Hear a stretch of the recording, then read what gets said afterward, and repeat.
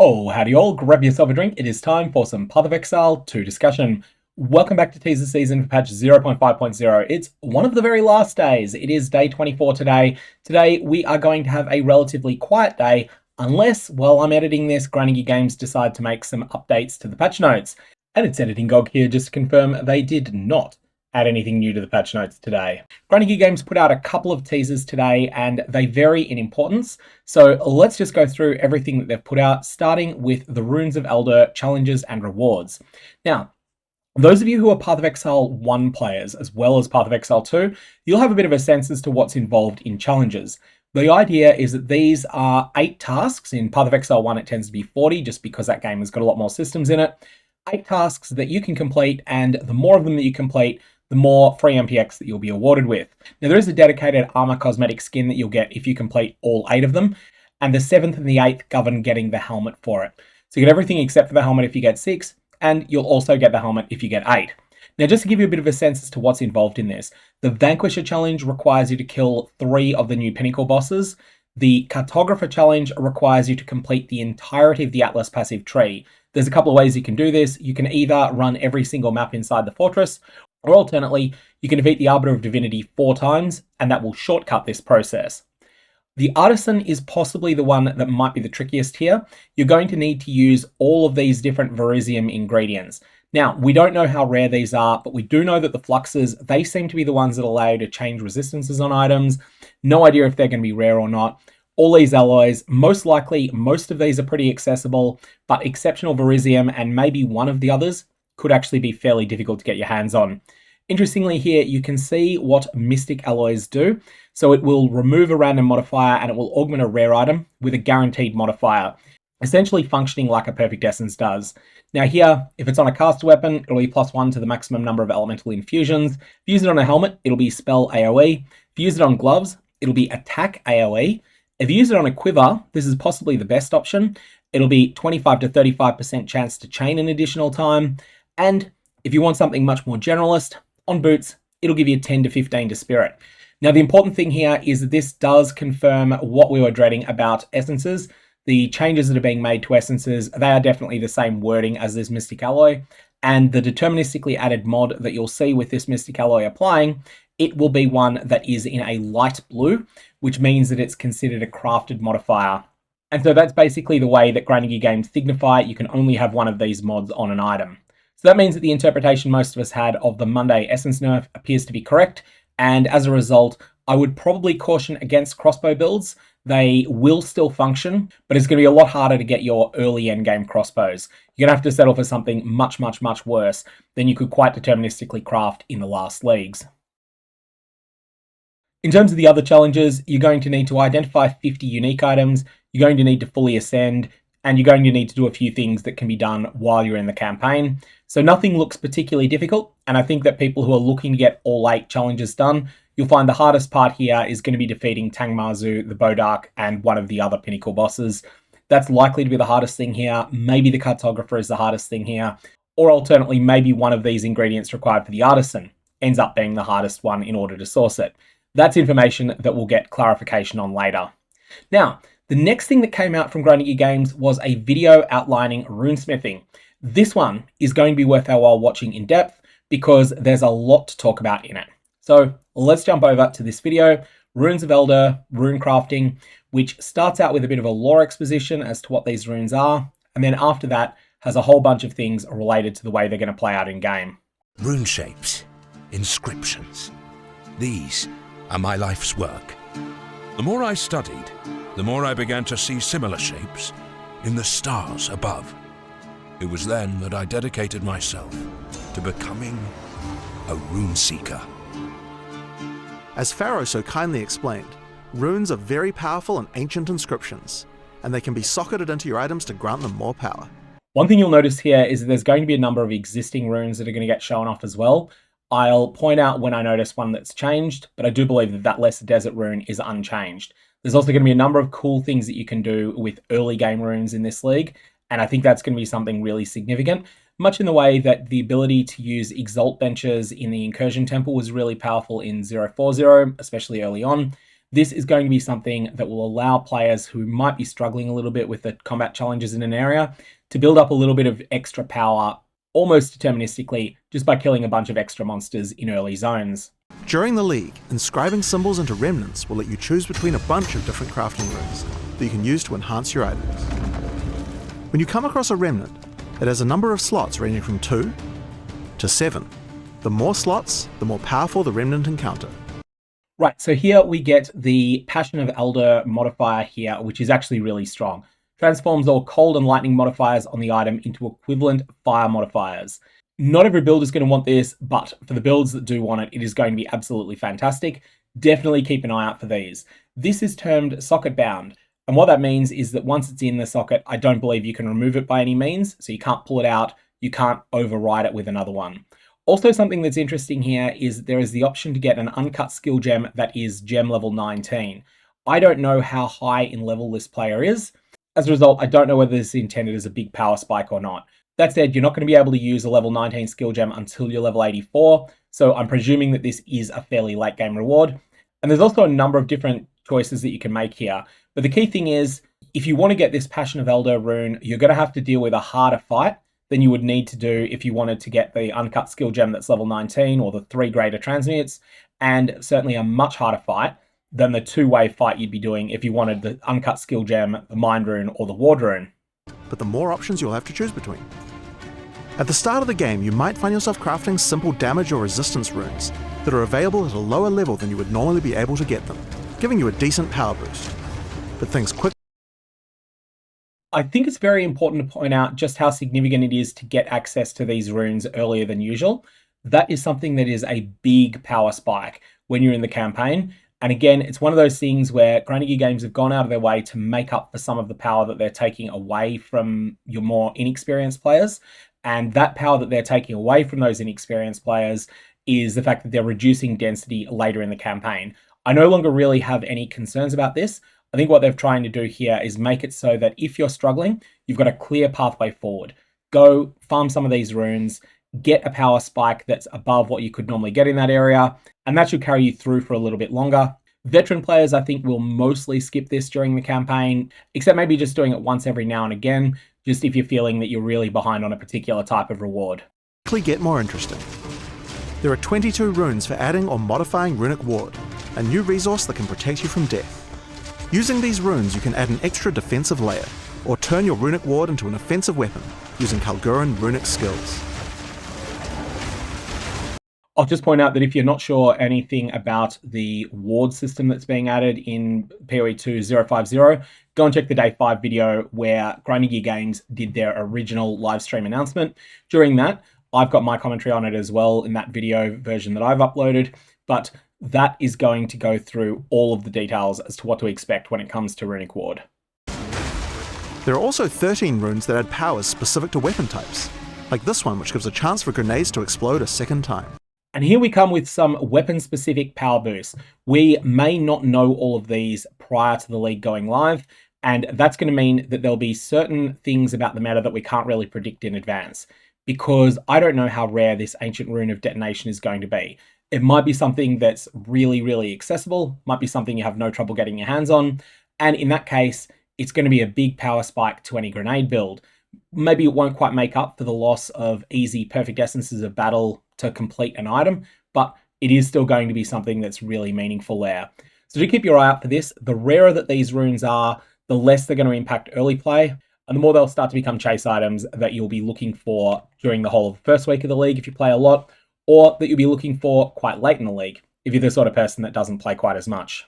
Or this one, which gives you a new buff called Druidic Prowess, when heavy stunning enemies. This Druidic Prowess buff is very significant because it's 10% increased skill speed and also gives you a whole chunk of rage. This is going to feel really impactful when you do get it, and each stack has an independent duration, lasts for 10 seconds. That said, gaining this is not trivial. You've got a heavy stun, a rare or unique enemy. I think that there'll be situations in which you're able to sustain this, but there'll also be a lot more situations in which you can't sustain this. In addition, there are 22 runes designed to give you power at low levels, like this one, which gives you a bunch of elemental resistances, or this one, which gives you a ton of spirit. I just want to point out that whilst both of those runes are absolute trash at endgame, both of these are going to be absolutely fantastic in the campaign. Most of the time, just getting 20 tri-rares is a huge boost, and the fact that it lowers your maximum resistances from 75 down to 65 doesn't really matter because in the campaign, most of the time you're not resist capped. You definitely want to replace that during white maps somewhere, but it will serve you really well until white maps, and I think it's going to be fantastic. I just don't know how common it's going to be. It's the sort of thing that might end up being fairly rare. The one that provides you a whole bunch of spirit is another example of something that provides no real endgame power spike, but it's a real boost while you're getting your character up. These runes are designed to be powerful, but drop off in value as you level up. They're great for power leveling a second character in the league. We also have 6 runes that can be used to expand the pool of modifiers. And now we have the modifier that is going to cause you to need external resources. Gloves can roll marksman modifiers. That's great. What's a marksman modifier? What is the list of these? The answer is not going to be found in game. The answer to that is going to be found on third-party resources, whether it be POE 2DB, whether it be craftofexile.com, these sources that provide you with a whole bunch of information on what can be crafted and what cannot be crafted. One of those problems I think that the game has with transparency is that we just don't know this information. What is the full list of decay modifiers? We don't have any way to find that in-game, and as a result, you're forced to rely upon external resources in order to be able to craft anything. Something I think would be really useful to have as a week 1 patch for this league would be a firm list in-game of all of these modifiers for every one of these runes that we have personally seen on that character, or maybe on our account. So for instance, once I've gotten myself a copy of Throd's Might, the one that provides the destruction modifiers, then perhaps at some sort of crafting bench in-game, I might be able to see a full list of all the modifiers that I can conceivably roll in conjunction with Throd's Might. And then you have that discovery phase where people are still trying to find out what all of these runes are. But once they've all been discovered, you're not forced to constantly alt-tab out of the game in order to do any sort of crafting at all, because you are going to be doing a lot of alt-tabbing out in order to craft with this new system. Now, for those of you that play Path of Exile 1, I would actually say that this is going to be most like the influenced Exalted Orbs that are found in Path of Exile 1. So they permanently modify the pool of mods that can roll on an item, and they also deterministically give you one from outside the regular pool. These items don't deterministically give you one from outside the pool, and you'll be able to see exactly how the decay one works when we have a look at this now. Used when doing high-level crafting. So for example, you can socket Catler's Gloom into some gloves, and it will enable the crafting of a bunch of new decay modifiers that can be used for damage over time builds. After socketing one of this type of rune, use regular Exalts or Chaos Orbs to try and craft the new mods. Something I want to point out there, some people had misread these previously as all modifiers that are added in the future will be decay modifiers. That is not correct. It is still RNG as to whether or not you get a decay modifier when you apply a new mod to the item, but they're just allowed to be these. Based upon what we've seen there with that greater Exalt and greater Chaos Orb spamming session there, it does seem like the new mods are fairly highly weighted, but that may or may not actually be the case. It may just be the case that Brimstone Mitts were an example of whoever's crafting them getting lucky, and also it may be the case that certain mods are common and certain mods are not. In any case, the mods that we see here that are decay themed, 16% increased curse magnitude, 28% increased magnitude of bleeding you inflict, 36% increased magnitude of poison that you inflict. I wouldn't say that these have synergy with each other, but they definitely all apply some sort of meaningful effect. The other thing to note is that this does lower the maximum overall potential of the item, and that's because it is removing a rune socket that could otherwise have provided just a static effect instead. So you've got to keep that in mind. This is going to be a balancing act. Sometimes you're going to want one of these runes, sometimes you are not going to want one of those runes, and it's going to be a lot of fun trying to work out optimum strategies. Also, fun fact, this is almost certainly the reason that the Recombinator was removed, because Grinding Gear Games don't want you to be able to get 28% increased magnitude of bleeding you inflict without the implicit can roll decay modifiers. They don't want the capacity to transfer that onto another base, and even though Recombination wasn't very good at transferring rare modifiers to other bases, it was capable of doing it. So I don't think they wanted that to exist at all, and they've made it so that you can't do that by simply taking Recombination and obliterating it. There are also several runes that have one-off powerful effects on items, but are bound forever into the socket. Like this one, which allows any item to gain another suffix. Got to say that it wouldn't surprise me if this one ends up being really rare.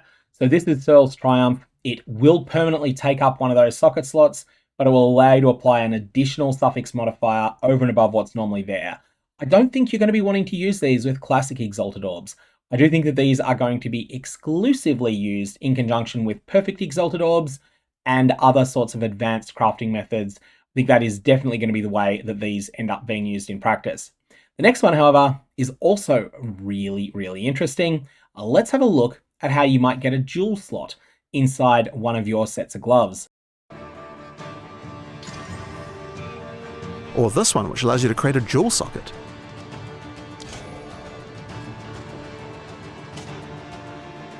Now, the exact text on that destroys all augment slots on the item and creates a jewel socket. So this means that anything else that might already be in the item that's there, that's going to be deleted as well. We don't know how this interacts in conjunction with things like Catler's Gloom. That's something we'll have to work out. But the ability to get an additional jewel socket is really substantial.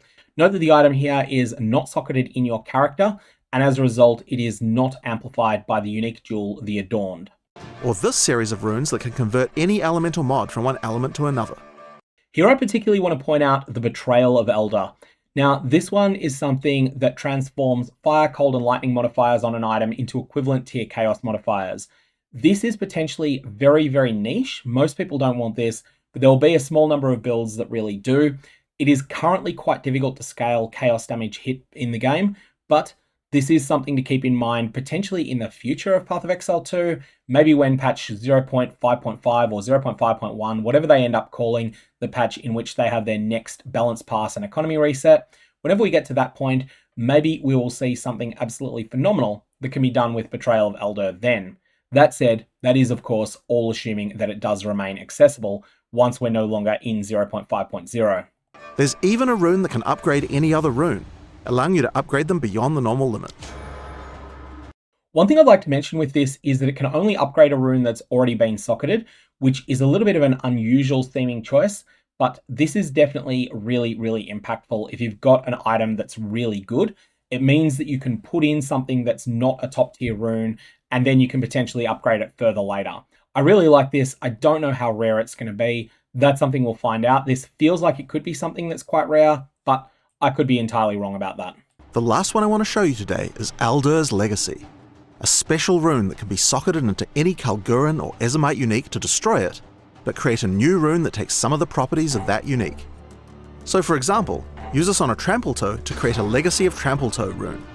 And here's the one that I was excited about yesterday. You'll notice that the numbers on it are lower than Trampletoe. Of course they are. Trampletoe still needs to be a legitimate item that people might use, but this is definitely very, very strong.